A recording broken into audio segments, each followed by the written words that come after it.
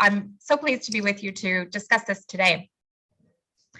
Now, Unipify is a partnership between the mainstream financial sector. So we have hundreds of banks who are members and hundreds of insurance companies. We also, through our partnership called the Investment Leadership Program, reach thousands of investors. So it is really the mainstream of the financial sector.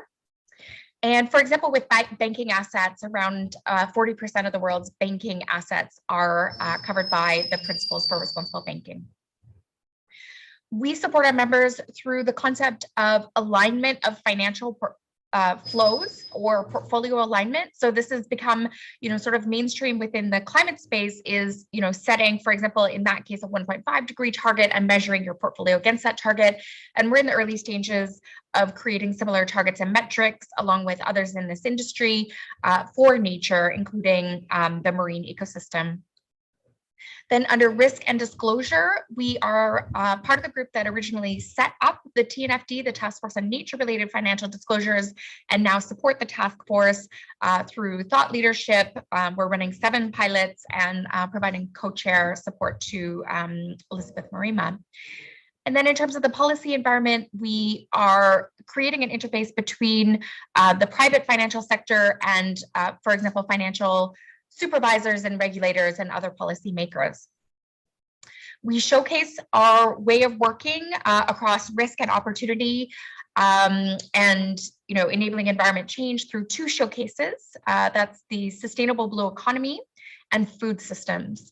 So nature is an emerging issue for a lot of mainstream financial institutions, but we are supporting them to really identify and understand both their impacts, dependencies, and how these relate to risks and opportunities, and using an enterprise value lens for this. So we do host the Sustainable Blue Economy Finance Initiative as one of the showcases that I mentioned. And we have around 80 members in this with 11 trillion assets under their management. And many of these are signatories or supporters of the Sustainable Blue Economy Finance Principles. Now, these are, as you might imagine, covering the risk and opportunity side, aiming to scale finance for the ocean in a way that's just and led by science and that builds on partnerships. The Sustainable Blue Economy Finance Initiative has worked with partners, supporters, and expert reviewers to create guidance documents. So the first was a state of play of ocean finance related to the Sustainable Blue Economy. And then we created a overarching guidance document of how can we increase finance to the Sustainable Blue Economy, including deep dives into these ocean sectors, so seafood, marine, transport, ports, coastal tourism, renewable energy, solid waste prevention and management, and coastal infrastructure and resilience. We also looked at harmful activities related to the ocean and created a recommended exclusions list to cover these. All of these resources are available online free. I would like to deep dive into the marine renewable energy chapter, which if you're opening your guidance now, is starting from page 80 in the Turning the Tide guidance. Now, there's some very interesting results in our chapter on marine renewable energy, including what are the most common financial instruments already in use and what kind of financial instruments could be useful to scale marine renewable energy for a sustainable blue economy. In fact, actually, one of our co-hosts today is the subject of a case study in this guidance and is seen as a best practice in terms of its green bond. The first example was the issuance in Taiwan. Now, our recommendations from the guidance documents follow a traffic light system that we do hope is of use in terms of understanding what is a sustainable blue economy, what does related finance look like, and what is it not. So the avoid is effectively exclusions, the challenge is effectively stewardship or engagement, and the best practice green seek out. So we do hope that this creates a very easy guide for those looking to finance the sustainable blue economy and particularly where new investments are recommended and where avoidance is recommended, and also where stewardship could play a role. So I'm very happy to be digging into this topic further with the panel. And I hope that's just a very useful, quick overview of what UNEP-FI does in this space as related to the marine and coastal ecosystem, which is part of our nature theme. Thank you very much. Thank you, Jessica, for those comments. And I believe Jessica is now with us virtually to be able to join the panel discussion as well. So welcome, Jessica. We'll see if we can bring her into the discussion. And I think what's particularly interesting about what Jessica shared is we've long talked about the importance of driving finance into the sustainable blue economy. I think what is more challenging is to provide the guidance and guardrails as to where this investment can be best used to ensure a truly sustainable approach. And therefore the guidance, Jessica, that you shared and the work that UNEP Finance Initiative is doing to support the private public institutions and private companies to drive capital in support of the solutions that are so needed, and to work in partnership with organizations like Orsted and ours to join forces to advance some of these is so important. So Jessica, you're not in Sharm el-Sheikh, unfortunately, but we're delighted to have you with us. And I'm not sure if you were able to join. We had a little bit of a challenge on the technology, but maybe just since you're just now fresh virtually, if you wanted to share any thoughts. You've been following the process here in Sharm el-Sheikh very closely. This is a special day, the Oceans Day and Biodiversity Day. Finance is at the top of the agenda. Maybe if you just want to share a few words before we open up the panel, how do we make sure that some of the net positive, biodiversity positive solutions we are talking about and the role of nature, how to translate that for the broader public and the financial community so that they can understand what this means? Great. Thank you so much, Polly. Thank you for having me today. Sorry, Jessica, wait, we just need your sound. We're not hearing you. Oh. One moment.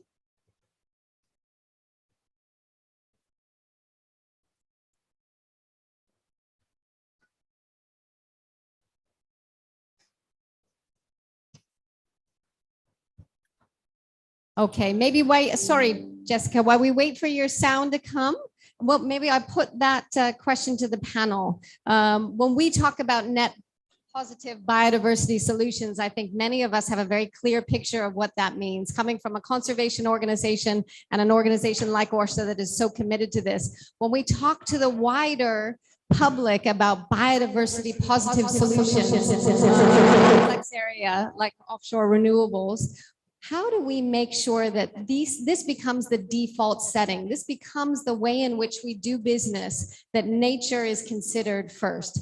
So I'd love to hear a little bit of your thoughts, Ingrid, and then we'll move back to Jessica and Marco. How do we make this, what barriers do we need to remove? What kind of tools do we need to provide? How do we make this mainstream?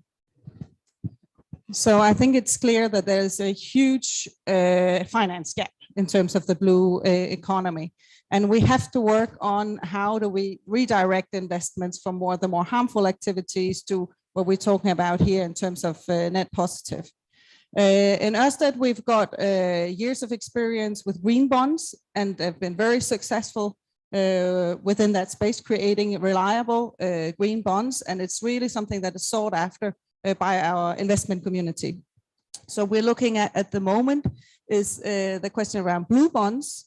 There seems to be a good fit, definitely, with what we're doing, with the purpose of our company, and just in general, what we're trying to achieve here. But it is a space where we need to explore a little bit further on how to do this. But for sure, if we can make sure that we can redirect more finances into what I would call the combination of building out renewables at sea to offshore winds, and at the same time working with the biodiversity space, I think that would be extremely positive. So it's something we're looking at the moment. Great. Over to you, Marco. Yeah, so there are a number of different elements, I think, to really deliver a nature positive world. I'm going to start very briefly on the cultural side, because to be frank, that needs to happen everywhere in society. Until now, we have been living this delusional idea that we could just take and take for nature without consequences. And now we know that actually consequences are serious. And exactly because you're beginning to understand the consequences the unsustainable use of natural resources mean for us, for our lives, for our economy increasingly, for our social stability, for our health, then we are beginning to understand that actually nature conservation is an approach to our relation with nature that generate a return, a vital return, and an economic return, a quality of life return, a well-being return. And so the old paradigm and the mental psychological approach to our relations with nature is beginning to really change very deeply. So that's one dimension, and that's not to be underestimated, because at the end of the day, unless we really understand that this is something beneficial to us, honestly, will become a nice to do, nice to have part of our life.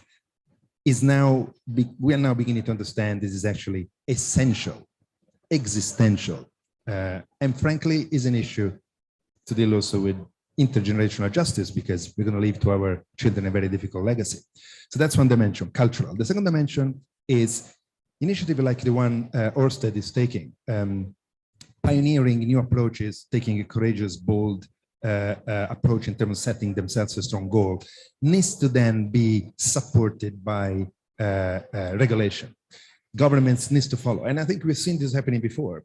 Companies, progressive companies, set the bar, take an approach, the approach works, and then regulation follows and creates a level playing field that allows the whole sector, not just individual companies, to actually align. And then based on that, cultural understanding, regulation that support that shift and the change, finance needs to follow, no doubt. But I'm pretty sure that actually this will happen if the two first steps are taken. So we're seeing this with renewable in general. I think we'll see that happening hopefully fast enough on the ocean as well. Fantastic. I share your optimism, and I think we all need a dose of that today. And I think what you've reminded us is the importance of not only setting ambitious goals, as we're talking about today, but importantly, putting the foundation in place to achieve those. So thank you very much. Jessica, are we able to bring you in now? I hope so. Polly, can you hear me? Oh, perhaps not yet. Yes, now we can hear you. Oh, Fantastic. wonderful. Thank you so much. Hello, everyone. Thank you very much. Jessica, are we able to bring you in now? I hope so, Paul. Oh, there's a bit of feedback or delay on the line. Okay, I think we're good. Here. Okay. Great. So I would say, how do we make financing nature in the blue economy mainstream? The two strategies I mentioned that we use at Unipify are around risk and disclosure and portfolio alignment. So the risk and disclosure pillar is really about creating transparency about the externalities and trying to bring those externalities in so that we reward financial institutions and their clients that create positive impact versus negative impact. So we do see that as an important correction to the market activity. Then the portfolio targets, the concept of aligning finance to a net zero nature positive future, measuring that necessarily means, shifting all financial flows in line with these important societal objectives. So when we ask ourselves, what is the purpose of finance? It's bringing the financial system in line with the objectives that society has set. So we really see those as two key strategies to make this kind of financing mainstream.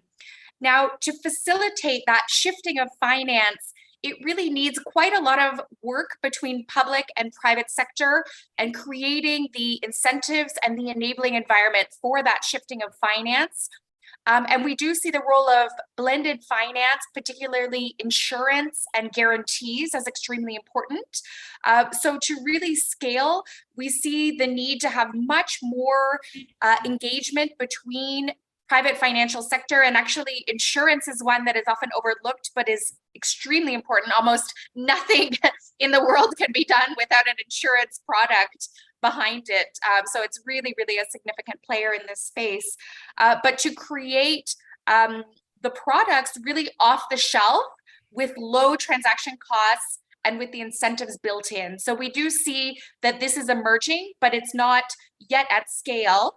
And we do have a number of public development banks in our partnership with private finance, and that are trying to get that message out. But effectively, all public development banks that are, near an ocean or a coastline should be thinking of this. And also export credit agencies for countries that have relevant technologies should really be creating products that are quick off the shelf and easily delivered to scale this offshore wind energy. Fantastic, Jessica. Thank you. I think the role of nature and finance is something that certainly has advanced incredibly rapidly up the agenda. And I think that's in no small part to actors like yourselves that have continued to push this issue and ensure that we've got the tools, the background, and some of the guidance again at our disposal to move this forward. I'm curious to hear a little bit more now from you and the others at COP27 on this Critical Oceans and Biodiversity Day. What does success look like? Particularly as we're looking ahead to COP15, to take this discussion to bridge and integrate the action that's needed for the ocean, for biodiversity, and ensure that governments, public-private sector partners, as you're talking about, recognize that now is the time. As we go forward, what does success look like? What do you hope are the actions that we achieve today at the outcome of COP27 and on this bridge to COP15? Who'd like to kick us off? I can start. So yes, exactly. We need a clear road to COP15, which is only in a little bit more than or less than a month's time, actually, and which is long overdue. Also, I think at the same time. So a clear road and clearly the combination of ocean and climate. And then I think, of course, this international dialogue has to be supported by national regulation. And that is not what we're seeing at the moment. And moving further into the build out of renewable energy, national governments has to integrate biodiversity into their planning of the build out of renewable energy. Because if it's not in the regulation or in even more specifically in the tender criteria, when these big auctions are put out where developers like ourselves and other competitors have to come in with the bid, then we will just be the only ones who are experimenting and working on this. And it will never be comme il faut or just part of how you build out renewable energy, or maybe even better, it will be actually something that you can compete on.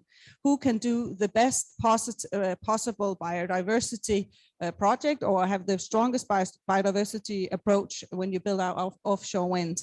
And the reason why this is so important right now is, of course, because we've got these fantastic political targets, strong ambitions from major economies around the world of how to build out offshore wind. And we need to get those criteria in now because these are assets that are out there for 30, 40 years. So there are some key decisions that we're taking now that will have influence for decades to come and generations to come. So I really hope that we will see this translation from the international overall dialogue into national regulation, and with that, some concrete action. Fantastic. So we really need to walk our talk and ensure that what is happening here has an integrated effect on the ground in order to move us forward. Thank you for that. Jessica, would you like to jump in before Marco? Yes, thank you, Polly. So a key outcome we'd like to see from COP27 is all of the net zero commitments that have been made First of all, that the momentum from COP26 continues and they continue to maintain that ambition, but that the role of nature is recognized. So all of the net zero transition plans include nature and include important ecosystems like our marine environment that produces half of our oxygen and all kinds of other important services. So this is very important. And the fact that we had this year, the UNEA resolution, the UN Environment Assembly gave a definition of nature-based solutions, and we have these two COPs next to each other, is an unprecedented opportunity to connect these issues. Draft Target 19 in the Global Biodiversity Framework connects nature finance and climate finance. So we expect the financial community to also rally around the way that they did after the Paris Agreement through all these net zero platforms to either, combine these platforms or create, nature positive platforms similarly to create detailed guidance to set portfolio targets and metrics that are common across the financial industries that they work in, and that are really creating a change where you can go to a financial institution and receive an incentive linked to a nature KPI. Fantastic, Jessica. Thank you. I think it's exactly these types of incentives that are so critical and will drive change at the urgency that requires. Marco, I know that you will have a press conference very soon to talk about some of these same issues, so I will turn it over to you to share your thoughts. Yeah, so I started with a bit of a kind of negative reminder that we were in trouble. We are not heading yet in the right direction. But on the other hand, let me finish with a more positive note. I think Jessica is right, and COP26 already landed nature in the climate discussion, as nature being a fundamental component of winning the climate change challenge. And I think that's a major breakthrough. We know today very clearly, in science, it's absolutely crystal clear that net zero emissions from our anthropogenic activities is not enough. We need also to avoid emissions from nature by destroying ecosystems. Nature is storing and absorbing so much of the CO2 and greenhouse gases that we emit. I was reading this incredible statistic that just the phytoplankton in the ocean is absorbing as much CO2 every year as the equivalent of 4 Amazons. So, without nature, there is no 1.5, and that's now pretty much recognized. So the next step, also to respond to your challenge of really creating level playing field at regulatory level everywhere in the world, is for COP15 to really agree that nature positive has to be the goal that goes hand in hand with net zero. Only in that way we're going to codify a direction on nature that until now is just not clear to everybody, and everybody will have a chance to contribute from simple things, but super important, like you mentioned, the tender. If a nature positive goal is embedded in every single tender for infrastructure, for licenses for agricultural field, for extractive and mining, you mentioned all the economic sectors that today are driving nature loss. If that nature positive goal begin to permeate and influence transitions in those economic sectors, I think we're going to have a much better chance to build a safer future for our children. Thank you, Marco. Those are some powerful words. I think we've all heard we have a tremendous opportunity. We have nothing but the future to ensure that we make progress, as you say. So listen, I know this is a critical time for the planet. As we work to secure strong outcomes here at COP27 and COP15, we have this enormous opportunity, as we've heard, and a responsibility. So we very much look forward to continuing this conversation. We cannot get there without the types of partnerships that we discussed today, with the type of enabling conditions and finance that we know is necessary, with government support and leadership, as we heard from Julio Cordano, and with the engagement of civil society and communities, so that we ensure an inclusive stakeholder process and engagement going forward. So I would like to thank you all for this rich discussion today, which must continue. I'd like to thank Orsted for co-hosting us today, the UNEP Finance Initiative for the continued support and leadership on these tough questions. And I'd like to thank all of you who joined us in the audience and our virtual audience. And we look forward to our collaboration and work going forward. Thank you so much. Thank you.